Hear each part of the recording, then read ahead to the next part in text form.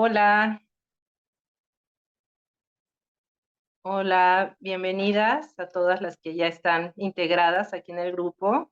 Y bueno, bienvenido Enzo también. Gracias Gracias. por dedicarnos este espacio que es muy valioso para todas las personas que están interesadas en participar en este próximo taller que tenemos contigo. Eh, Esa es la verdadera intención de este Zoom que tenemos preparado para, pues bueno, despejar dudas, abrir preguntas y que nos puedas ampliar un poquito más la información. Bueno, pues les quiero compartir que, bueno, Enzo de Paola ya tiene una trayectoria de 30 años como terapeuta, psicólogo, constelador familiar y astrólogo.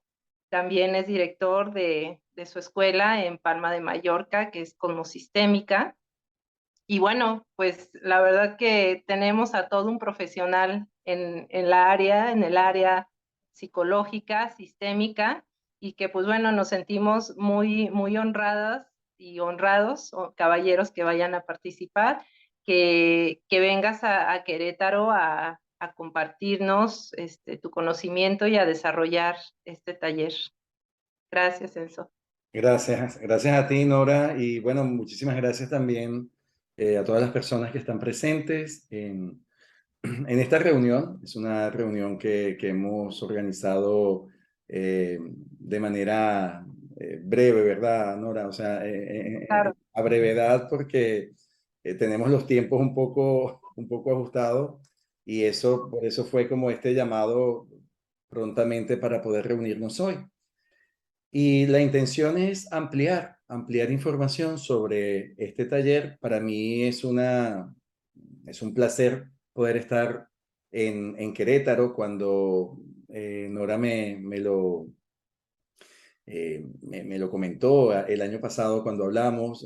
A mí inmediatamente me gustó la idea y fuimos buscando como un tema, una temática, un taller que fuera accesible para la mayoría de las personas, tanto para personas que están dedicadas al área terapéutica, al área de las constelaciones, del campo sistémico, pero también para personas que tienen interés en su crecimiento, ¿no? En su desarrollo, en su búsqueda personal.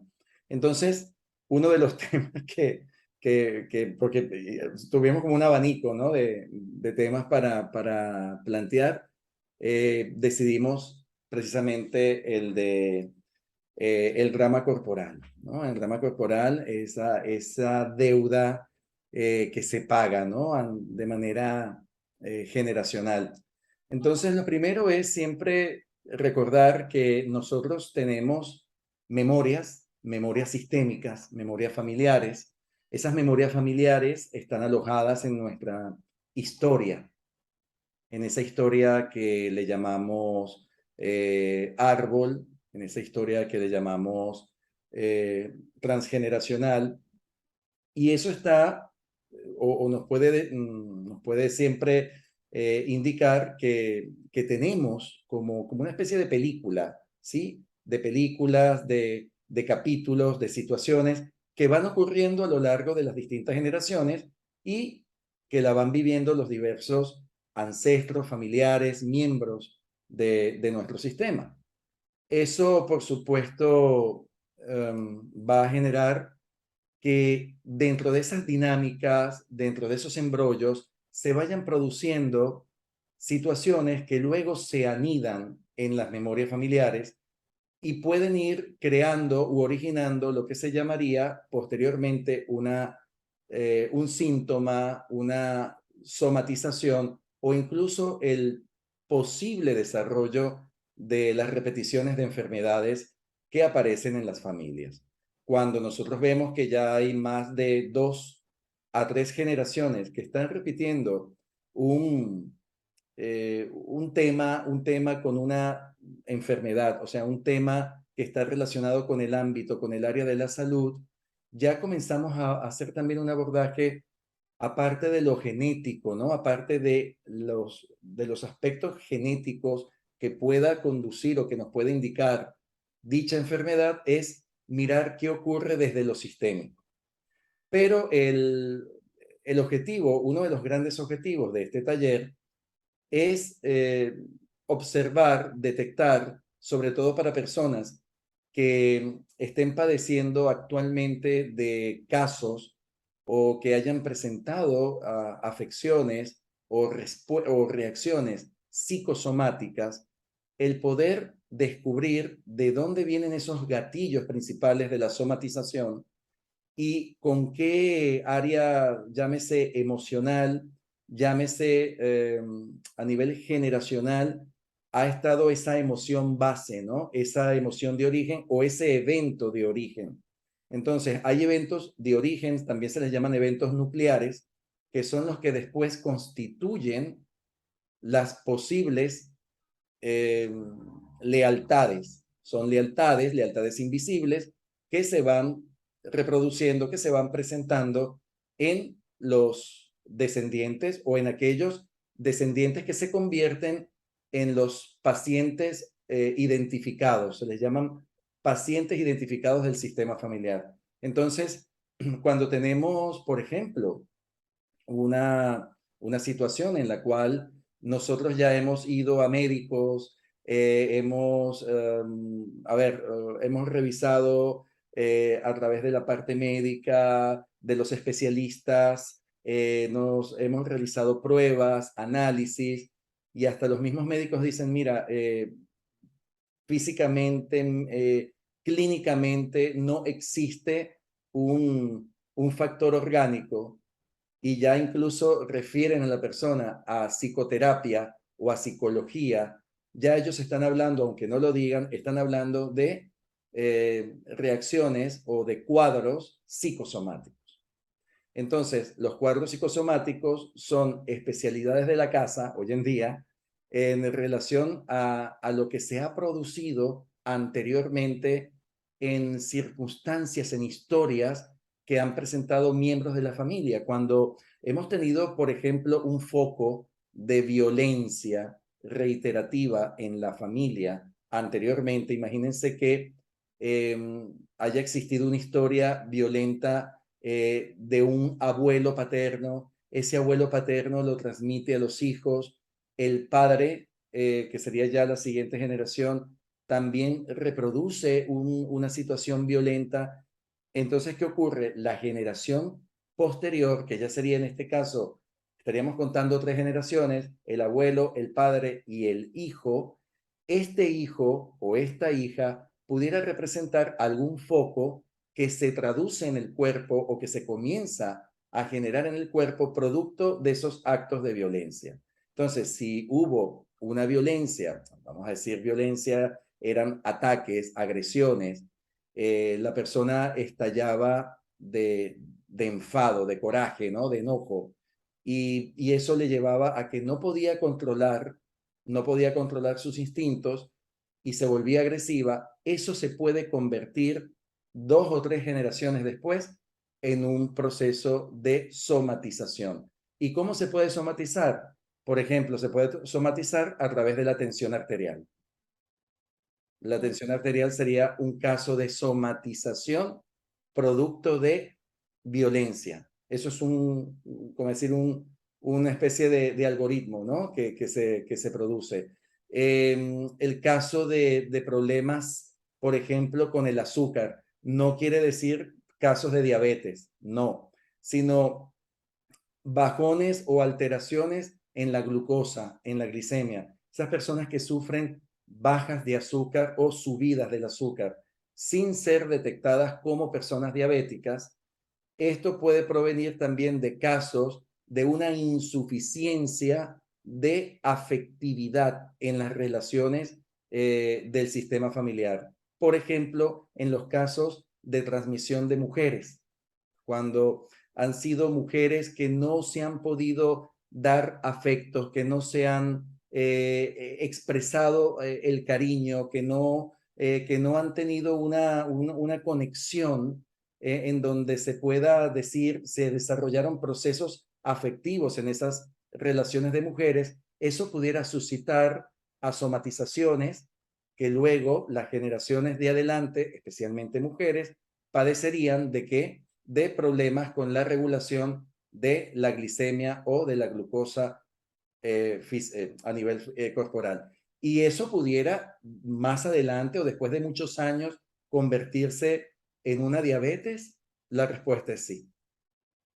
Si eso no se aborda, si eso no se trabaja, si eso primero no se revisa y se detecta, ¿no? Y al detectarse no se trabaja ese cuadro psicosomático con el tiempo, después de 10, 15 o 20 años, eso pudiera pasar a convertirse en en una enfermedad, en una afección.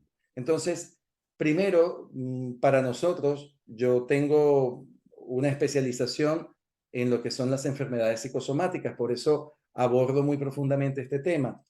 Para la clínica psicosomática, la enfermedad está después.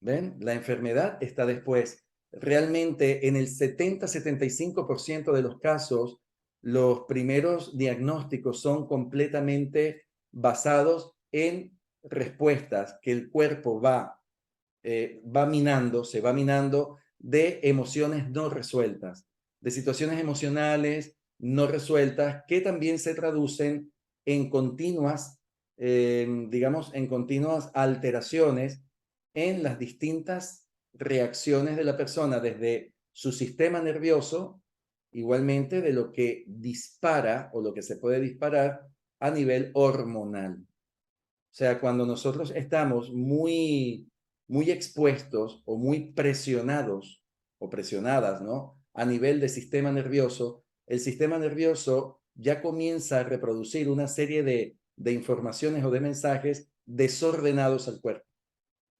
Es como una red eléctrica. Imagínense que esa red comienza a perder el panel de control. O sea, el panel de control se comienza a sufrir una alteración.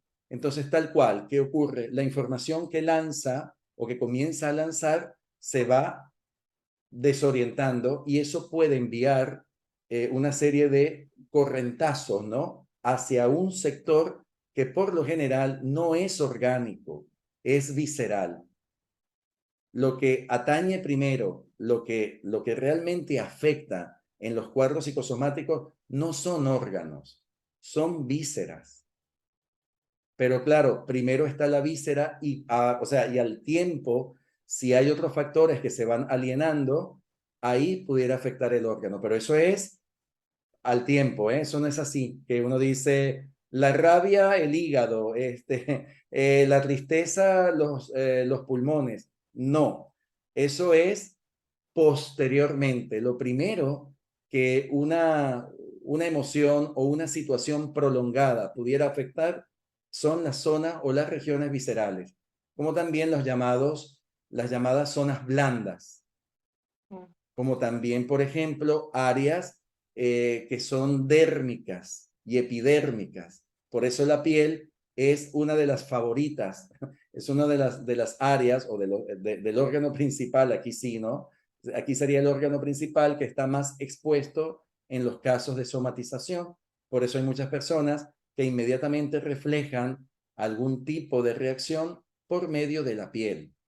Entonces, tema piel, tema articulaciones, tema visceral, tema muscular, son los más expuestos en los casos de la clínica psicosomática, en lo que llamamos clínica psicosomática. Y por medio de dónde se generan estas alteraciones o estas reacciones a nivel del cuerpo, por medio de lo que se va generando psíquicamente. La psique es como una especie de, digamos, de software, ¿sí? De software que manda una información a distintas zonas de los lóbulos cerebrales y allí radica después, a través del sistema nervioso, como una red de información. Dirige esa red de información. Cuando estamos muy tensos, cuando tenemos mucha presión, cuando vivimos en un mundo, en una rutina de estrés, de muchísimo estrés o de muchísima ansiedad, esos son los factores favoritos para las afecciones psicosomáticas. Una persona que continuamente está sometida a estrés es una candidata o un candidato a padecer de afecciones psicosomáticas. Ahora, esto muchas veces, ya lo hemos comprobado, viene también como agregado la información del sistema, la información sistémica. Ahí es donde intervienen las llamadas memorias del sistema. Y esas memorias tienen una repetición en la memoria corporal. Nosotros tenemos memorias corporales. Esas memorias corporales están divididas en fragmentos o fragmentaciones. Y cada una de esas fragmentaciones tiene información que puede provenir de la reiteración o la repetición de lo que ha afectado a mi sistema familiar. ¿Por qué razón? Por una razón muy fundamentada, que es el campo epigenético, todo lo que es la reproducción del campo epigenético, o sea, todo aquello que absorbemos congénitamente. Nosotros somos un canal abierto en el momento de la gestación, en el periodo de la gestación. Somos canales abiertos, tanto biológicamente, con la información biológica de los padres, como también la información psicológica y psíquica de la madre y lo que está ocurriendo en el entorno. Entonces, ya allí estamos expuestas o expuestos a tener una serie de elementos que van provocando o reproduciendo una información que posteriormente, o sea, ya cuando nacemos, traemos ese software, ¿no? Ese programa. Y ese programa, en los momentos que se activan, se llaman gatillos. En los momentos que estamos expuestos a gatillos, se van a disparar. ¿Qué son los gatillos? Circunstancias. Circunstancias como, por ejemplo, un niño a los 7 años sufrió un trauma, eso es un gatillo.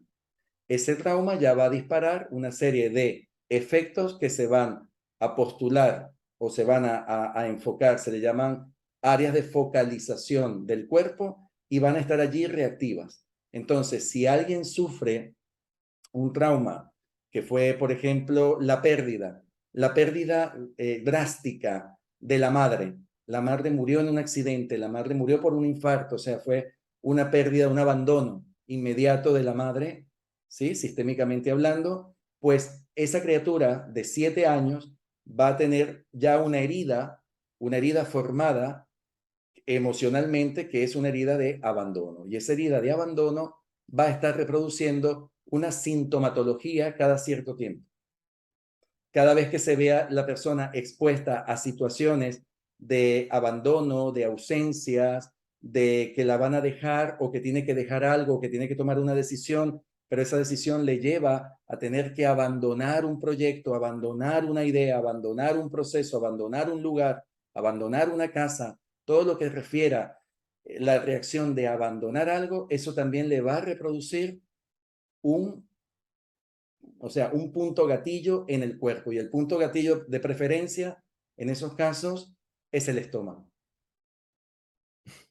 ¿Ven? Ese estómago. Entonces, está el estómago, está también la zona colónica, el colon, que también es un área predilecta en las repeticiones que se generan o que se dan cuando hablamos de somatizaciones y también de las somatizaciones que se producen por vía del sistema, ¿no? Del sistema familiar o de la memoria familiar. Entonces, esto es un poco como explicarles en qué nos vamos a basar en este taller. Es, primero, poder detectar. Es como hacer un corpo, se llama corpodrama. El corpodrama es poder detectar cuáles son esas memorias en mi cuerpo que pueden estar activas,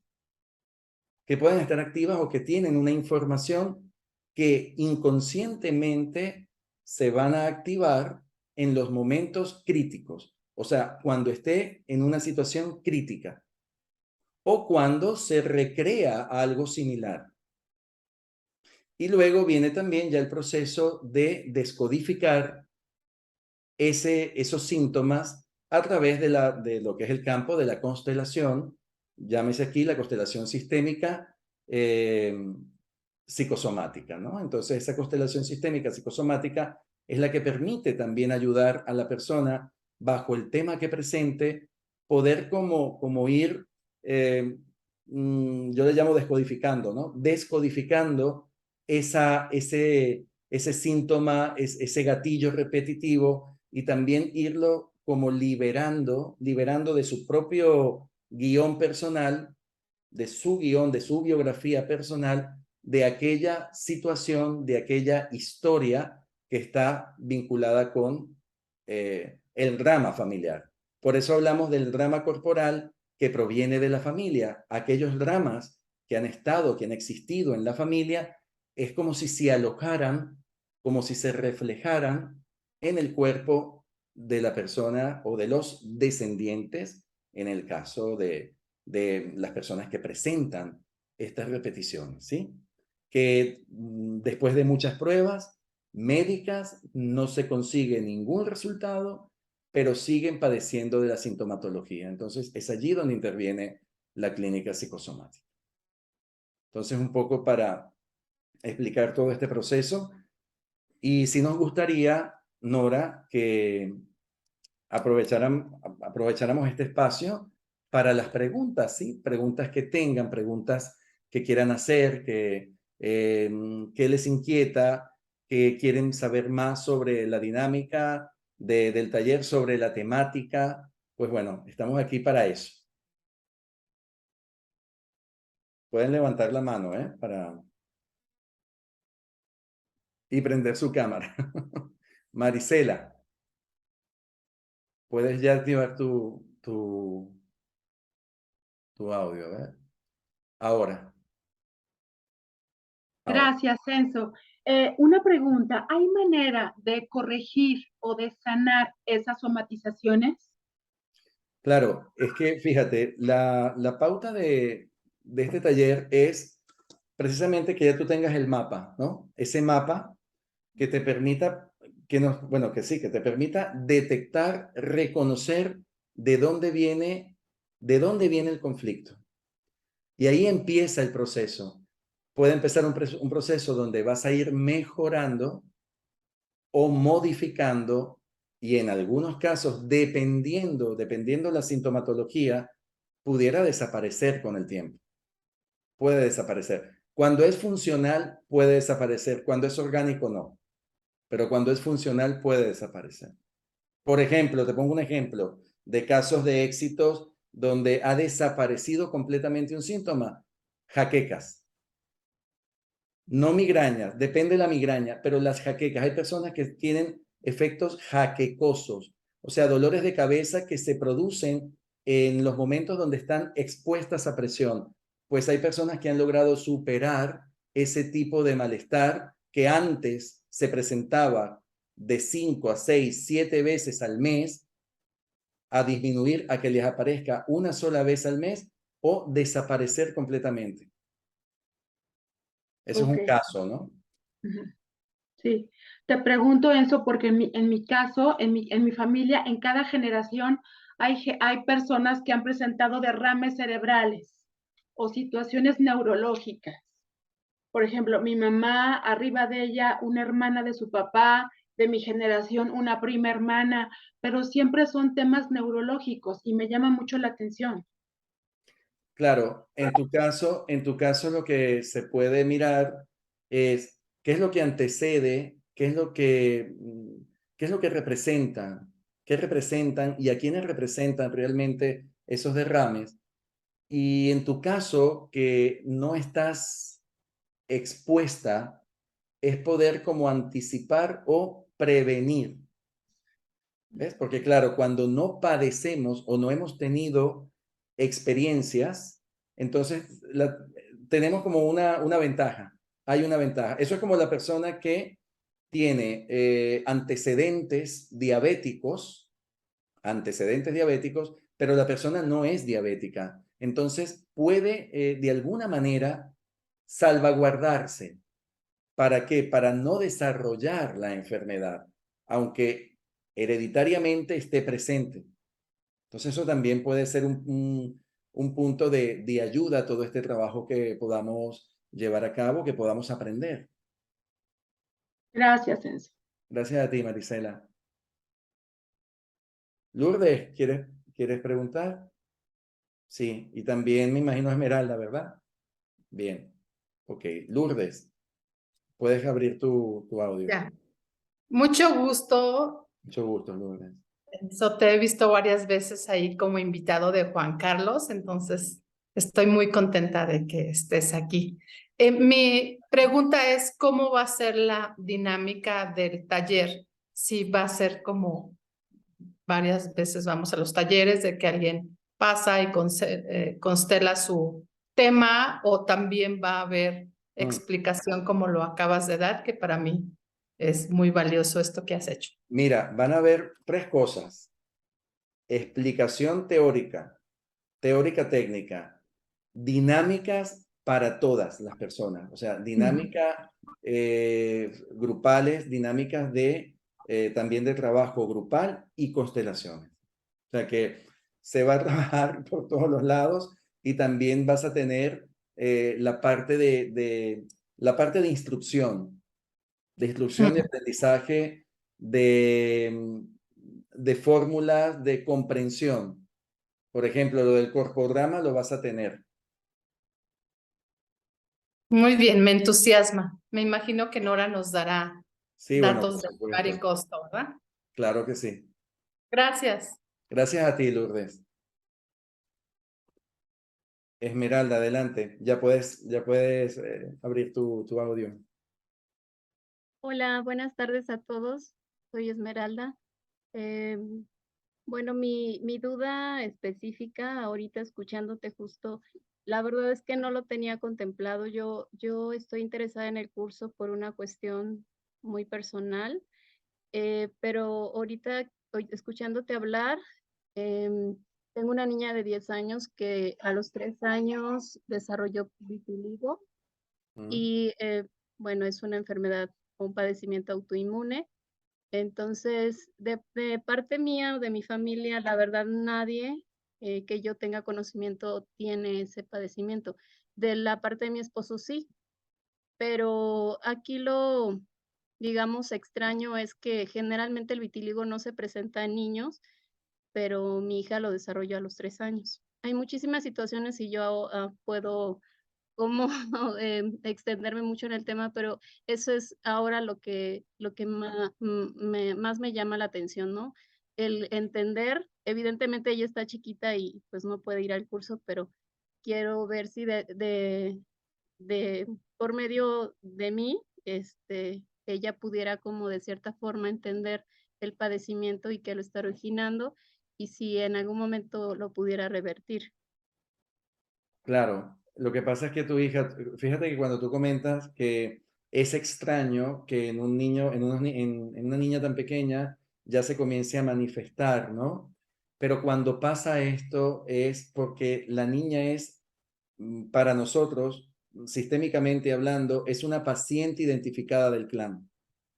Entonces, al ser paciente identificada del clan, ella está reflejando algo que está inconcluso, algo que no está resuelto.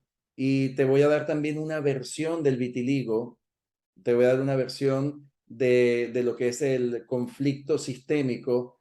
Muchas veces el vitiligo tiene tanto relación con lo que ha causado una vergüenza anteriormente en la familia, puede tener relación con la familia del padre, pero también posiblemente en una de las generaciones pasadas del padre e incluso de tus generaciones, aunque no se sepa, ha podido existir exclusión por temas o sea, por temas étnicos. O sea, el vitiligo tiene mucho que ver también por la etnofobia, es decir, el rechazo de la etnia, de la raza. Alguien se rechazó o no se aceptó en la familia o no aceptaba su raza. ¿Entiendes? Entonces, tiene también mucha información relacionada con eso. Te digo que son partes, ¿no?, de las investigaciones que se han hecho. Entonces, claro que tú lo puedes trabajar, porque ella está identificando algo. Ella está siendo la que identifica algo que precisamente aparece como un monitor que indica hay que ver esto y esto no lo han visto. Ok, gracias. Gracias a ti, Esmeralda. Bueno, no sé si alguien más tenga preguntas. Nora, Nora, ¿tú quieres comentar? Ahí puedes abrir tu micro. Gracias. Sí, qué bueno que fuiste tocando varios puntos que a mí también me comentaron personas alrededor que están interesados sobre esta parte que acabas de decir. Muchas veces van gente que quiere participar porque en su familia hay un síntoma o hay algo recurrente y como que están con a veces con este temor de justo el ejemplo que ahorita nos acaban de dar de yo no quiero que eso le pase a mis hijos, a mi papá, o veo que este síntoma es repetido y como yo no tengo nada, o sea, la mayoría es yo no tengo nada, a mí no me está pasando nada, pero me llama la atención. O Claro. sea que, y me preguntan, ¿sirve de algo ir al taller o no sirve? Y le digo, claro que sí, pero bueno, pues los invitamos y qué bueno que aclaras esta parte porque me lo estuvieron preguntando frecuentemente. Claro, y es que también en el taller vamos a trabajar lo que es las emociones. Claro.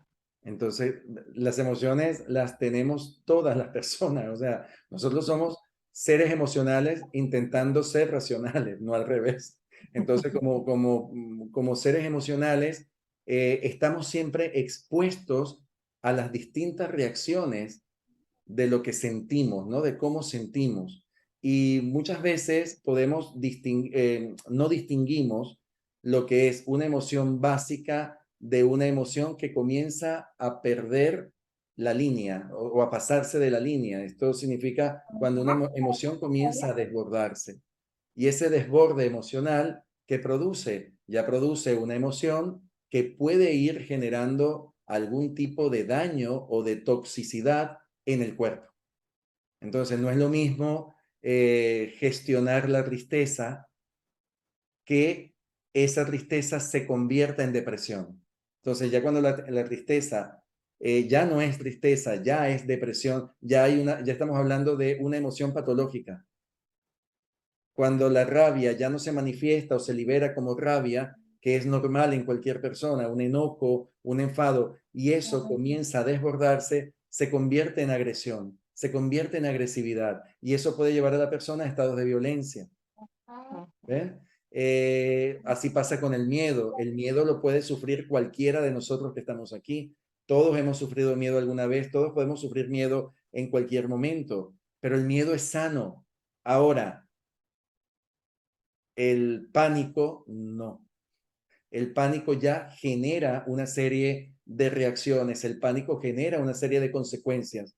Por eso aparecen también los llamados ataques de pánico. Y fíjense cómo las personas que padecen de ataques de pánico están sometidas a una serie de síntomas que la pasan muy mal, muy, pero muy mal. Incluso han tenido que ser recetadas médicamente, porque ya hay una serie de síntomas que no controlan y la persona puede incluso sentir que se va a morir por un ataque de pánico. ¿Ven? O sea, cómo se desborda de una emoción básica a una situación que se convierte después en algo que ya no estamos controlando, ¿no? Que puede ser compulsivo para alguien, que puede pasar a ser también una situación que pierde de total control de sí. Entonces eso pasa con la tristeza, eso pasa con el miedo, eso pasa con el enojo, eso pasa con la ansiedad también, con las distintas emociones, hasta incluso con la alegría. La alegría que uno dice, ¿cómo? Pero la alegría también tiene un desborde, ¿sí? La alegría en un estado desbordado, en un estado de descontrol, se convierte en manía. De hecho, de ahí deriva algo mucho más complejo que es la bipolaridad. La bipolaridad es un estado de total manía, o sea, la persona está en un estado maníaco que es como un exceso de euforia, ¿no? Y después puede pasar a estados de total depresión. Entonces, por eso se le denomina bipolaridad. ¿Entienden? Entonces, y fíjense que, claro, aquí aparecen una serie de factores, ¿no? Para llegar ya a un cuadro, a un trastorno de bipolaridad, pero está basado en todos los funcionamientos de los estados anímicos de las personas. Estos son nuestros estados de ánimo. Las emociones nos marcan muchos estados de ánimo. Y no tiene que ver con la personalidad, sino con lo que nos expone el día a día y cómo lo manejamos. Por eso en este taller también se va a hacer énfasis en eso, ¿no? En la parte emocional, en el campo emocional.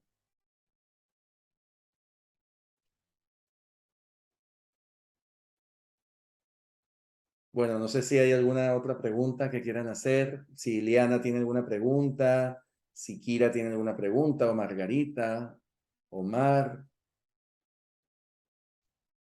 o Nora, ¿tú quieres decir? Aquí te abro el micro.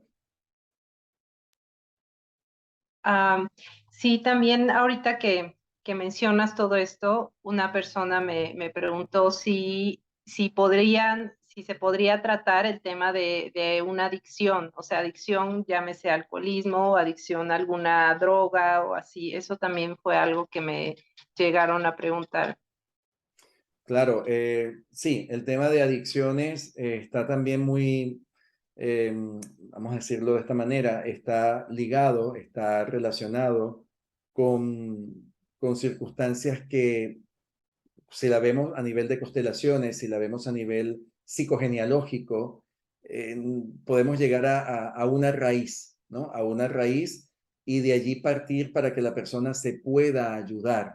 Lo que pasa es que tenemos que tener claro que con adicciones hay la posibilidad de que estos trabajos ayuden a la persona a mantener la recuperación, no la curación. Cuando una persona, a ver, ha sido declarada como una persona que es adicta al alcohol, adicta a un tipo de drogas, adicta al juego, la adicción que sea, ya esa adicción está allí. ¿Me entienden? O sea, ¿qué ayuda todo proceso que la persona permita para su recuperación? Lo primero es ayudar a que pueda controlar los estados de ansiedad, porque son los estados de ansiedad los que la llevan a la compulsión. Y entonces ahí se dan las repeticiones o las recaídas.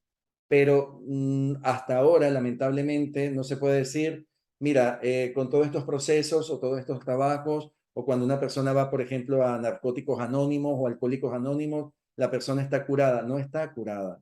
La persona está recuperada. Pero muchas veces ese paso de poder ser una persona que está encarcelada, atrapada en la adicción, poder dar el paso a la recuperación, hay un mundo. Ahí la noche más oscura del alma. Entonces, para que pueda tener ese impulso, todo esto puede ayudarle, o sea, puede ayudarle a poder reencontrar su recuperación. Pero tenemos que tener claro eso, yo no les voy a mentir, yo les voy a decir qué áreas son, así como les expliqué, una jaqueca se puede disminuir o se puede liberar completamente, pero, por ejemplo, una adicción puede ayudar a la persona en su estado de recuperación o de poder llegar a la recuperación, pero que se va a curar de la adicción, no. Pero la persona que es adicta lo sabe, lo sabe. Lo importante es que una persona que ha sido adicta puede tener un estado de recuperación perenne. Yo conozco personas que estaban casi que ya en grados de indigencia por el alcohol y hoy en día tienen 30 años sin beber y son personas útiles y funcionales para la sociedad. Eso es importante, ¿no? Y así otras cosas. Muy bien. Sabemos muy bien que con este trabajo no es que vamos a curar un cáncer. ¿Ven? Sí, esa es una parte, sí, claro. claro, esa es una parte bien importante que hay que aclarar, porque la gente a veces busca constelaciones familiares, bueno, yo te lo digo Exacto. también como facilitadora, piensan que es una cura, ¿no? No. Y no. O sea, las constelaciones ayudan a sanar. Hay una diferencia entre sanación y curación. Nosotros no somos médicos. Ujú. Nosotros somos facilitadores, somos terapeutas que acompañamos procesos, que damos recursos y a través de esos recursos planteamos lo que son salidas para que la persona las pueda adoptar, pero por lo general pueden ayudar a una persona a recuperarse, pueden ayudar a una persona a comenzar su proceso sanador, así como lo decía Marisela, ¿no? Esa parte de sanar, esa es la palabra, pero no se puede confundir sanación con curación. ¿Ven? Hay personas que curan heridas, pero no las sanan. Por eso siguen estando enfermas. Eso es importante también. Porque cuando alguien dice que se ha curado de algo, pero en realidad primero no lo sanó, está incompleto. La sanación puede también permitir ayudar a una persona a qué? A establecer una buena relación con un proceso de curación. Alguien se tiene que operar, por ejemplo, ¿no? Muchas veces a mí me han llegado esos casos, no sé si a ti también, Nora, que alguien quiere constelar su miedo a la operación. Y constelan es el miedo que tienen. Una vez que la persona ha podido liberar ese miedo, está apta, está disponible para que la operación pueda ser un éxito. Pero ya la operación la van a realizar los médicos. ¿Entienden? Pero fíjense cómo una cosa puede ayudar a la otra. Imagínense que una persona va muerta de miedo a una operación, corre el riesgo, de hecho, incluso hasta de suspenderle la operación. Por eso es importante tener claro lo que podemos nosotros ofrecer y hasta dónde podemos llegar y no somos intrusivos en otras áreas. Y uno mismo lo dice, mira, esto ya compete a la medicina, esto compete a un especialista, tienes que ir al especialista o no puedes en ningún momento suspender un tratamiento aunque estés realizando constelaciones. ¿Ven? No sé si ustedes vieron la serie de Mi Otra Yo. Pues en la serie de Mi Otra Yo lo dice claramente. Al final, la chica suspende su tratamiento, ese tratamiento que tenía que mantener, y lo sabemos cuando una persona es enferma, está superando el cáncer, hay un tiempo que hay que esperar, son años que hay que esperar y hay que estar bajo un tratamiento, ¿sí? ¿Y qué ocurre? Ella lo quiso suspender todo. ¿Y qué ocurrió al final? Recayó. Porque ella le dejó todo a las constelaciones. Y no, cuidado con ello.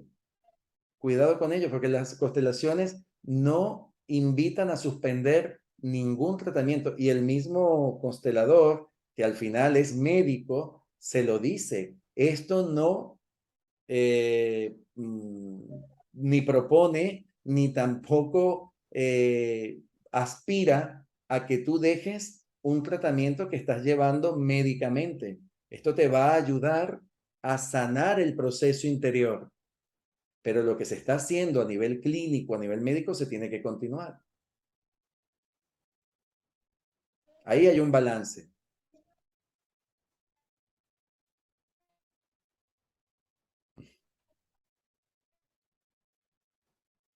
Ok. ¿Alguien más tiene alguna pregunta? ¿Tienes pregunta, Marisela? Sí, adelante. Enzo, ¿hay diferencia si la somatización viene del linaje paterno o del linaje materno? Es que, a ver, diferencias como tal, no es que sean diferencias, es que puede ser que un linaje dé más alternativas sí, disposición a que se desarrolle una serie de síntomas.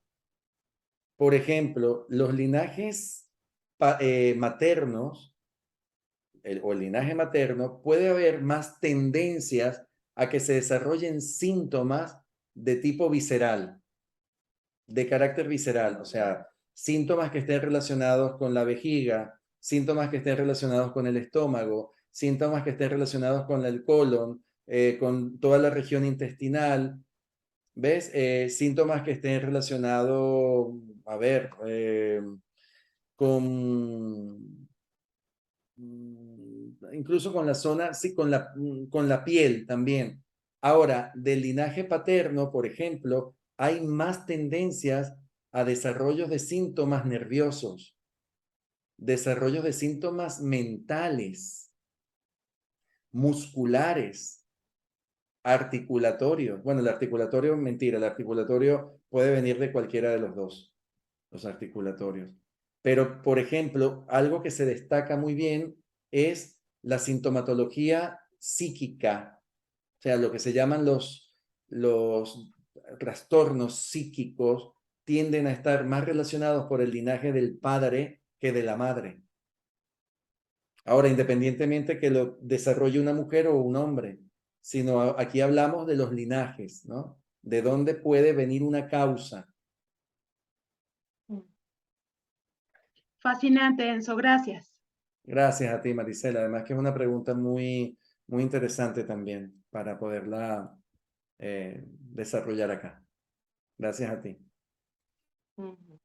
Bueno, mi querida Norita, yo creo que, no sé si no hay más preguntas, creo que podemos ya dar por culminada la reunión, si les parece bien. Si no hay más comentarios o más inquietudes. Si tú quieres No, creo también que comentar algo. sería todo, ¿no? Agradezco tu disposición No, y con mucho cariño y con muchos deseos también de poder participar y compartir con todas ustedes. La verdad que sí. perfecto, perfecto. Muchas gracias, Enzo, y ya estamos súper felices y emocionados de que ya vas a estar por aquí muy pronto. Y bueno, pues si alguien más tiene preguntas y si no, para que demos cierre a la reunión. Y cualquier cosa, Nora, si hay personas que posteriormente te dejen algunas preguntas o surjan Claro, inquietudes, tú me las transmites y yo te las respondo para ellas.